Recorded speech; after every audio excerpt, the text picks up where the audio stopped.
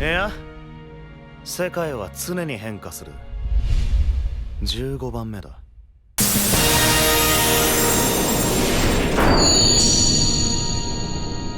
How's it going, everybody? It's Eong here, and welcome to day 27 of the Final Fantasy XV Countdown Retrospective. Before you proceed, I highly recommend you check out day 28, in which I discussed some of the information that Square Enix shared during their Future Final Fantasy press conference at E3 2013. In this video, I'll be talking about information that was revealed through various interviews that Tetsuya Nomura did following the event. Now, this is a ton of information, so I won't be covering all of it in this one video. Today, I'll just be focusing on official character profiles for the main cast of characters that were unveiled in the articles detailing said interviews.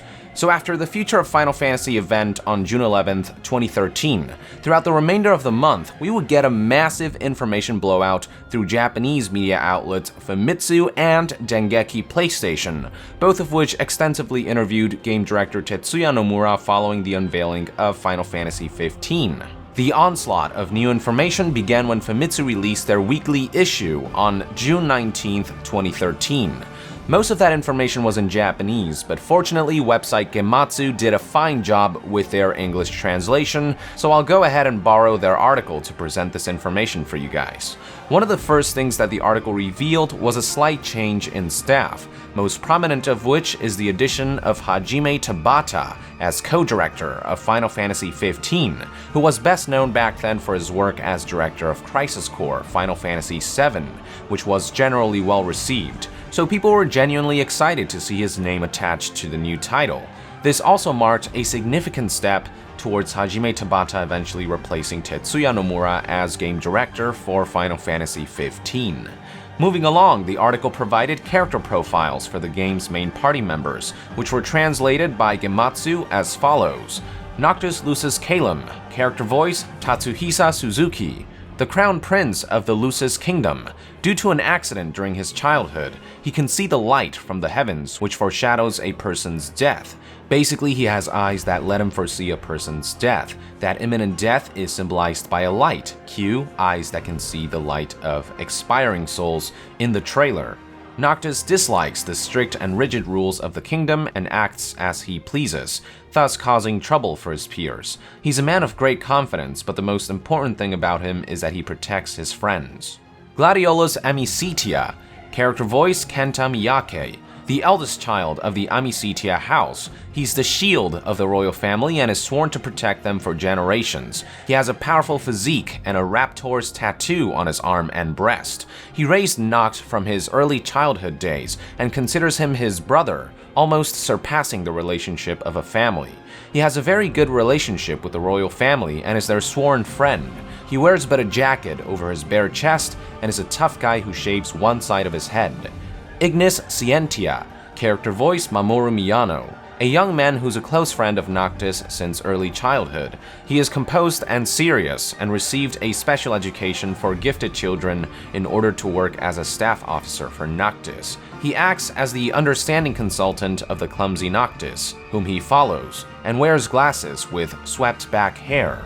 Prompto Argentum, character voice Tetsuya Kakihara, a woman chasing mood maker who has been quite different from Noctis and friends since their childhood days. He was their bad companion. He minds his childhood friends and has a different social status. In that extent, it seems like he wants to be useful to his friends. He is a bit shorter than Noctis and wears a sleeveless shirt and has messy blonde hair. Corleonis, character voice Hiroki Tochi, a stubborn military man who has sworn his loyalty to his country and Noctis' father, King Regis. He is the commanding officer of the elite Imperial Guards, known as the Immortal Shogun. He is extremely powerful and one of the top 3 soldiers in the Lucis Kingdom. He sticks strictly to Noctis and friends, whose company he isn't much fond of, but travels with them for the sake of watching them. He is a middle-aged, short-haired man with a grim face. Below that, you will find a translation of the interview that Famitsu did with Tetsuya Nomura, but like I said, I just want to focus on the character profiles today, so I'll hold off on talking about this information until tomorrow's Countdown Retrospective. Now, what you're seeing here is a third-party translation of the official Japanese character descriptions, but Square Enix did eventually release official English versions 4 days later on June 23, 2013 through a blog post on their North American official website. While most of the information does match up with Gematsu's own translation, there are little nuances in the diction of the official English version that provided some slight bits of new hints, details, and context. So here's the official English character descriptions for the game's main cast of characters. Noctis Lucis Caelum, a childhood affliction endowed Noctis, heir apparent to the throne of Lucis, with the mystical power to see a heavenly light through which he could sense others' deaths. Noctis rejects rigid royal conventions and acts as somewhat of a renegade, much to the dismay of those who tend to him. Yet while Noct may act brash at times, he does so in defense of those loyal to him. Gladiolus Amicitia. As lord of the noble house of Amicitia, Gladiolus continues a line sworn to protect the crown. Gladio shares a friendship with Noctis that transcends birth and title, and his loyalty to his liege is born not of duty, but of brotherhood.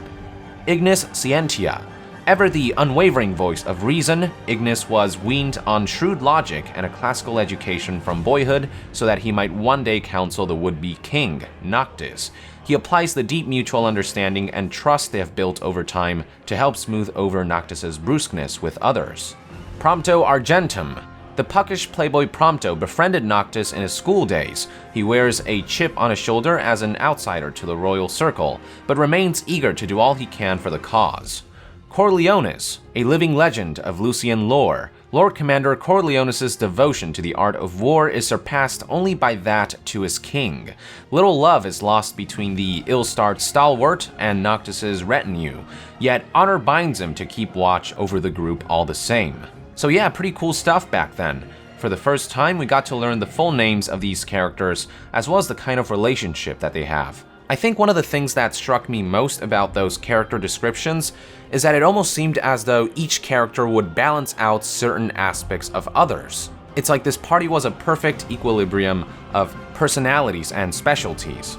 Also, looking back at this now, particularly after having watched Brotherhood Final Fantasy XV, I've realized that very little has changed about these characters since, which tells me that by this point in the game's development cycle, a lot of the story and character stuff were being locked down and finalized. Speaking of story, one last thing that this blog post provided to the general public was a brief synopsis of Final Fantasy XV. It says, "The only crystal left to the world lies in the kingdom of Lucis. Upon striking a peace with the garrison state of Niflheim, Lucis rejoices in having at last brought the Cold War to a close. Their celebrations, however, are premature. Under the guise of amity, Niflheim dispels the anti-armament rune wall and launches a full-scale invasion of the kingdom. The peaceful lives Crown Prince Noctis and his entourage once knew are consumed by the flames of war as they struggle to mount a resistance." Much like the character profiles, the story synopsis from back then also matches up very closely with what we have today. Alongside these official story synopsis and character descriptions, we also got a ton of other new information about the game throughout June 2013 from sources such as the Famitsu interview article we were looking at that Gematsu translated on June 19th, as well as other interview articles from both Famitsu and Dengeki PlayStation released on June 24th, which were later summarized by Gematsu 3 days later on June 27th. But again, this is some pretty extensive stuff that I'll be covering tomorrow. So with that, I would like to conclude today's episode of the Final Fantasy XV Countdown Retrospective. Thank you for tuning in. Let us know in the comments below what your train of thought was back then when these character profiles were released for the first time. And to be further updated on all things Final Fantasy, stay tuned right here on Young Yeah. I'll see you guys next time. Young out!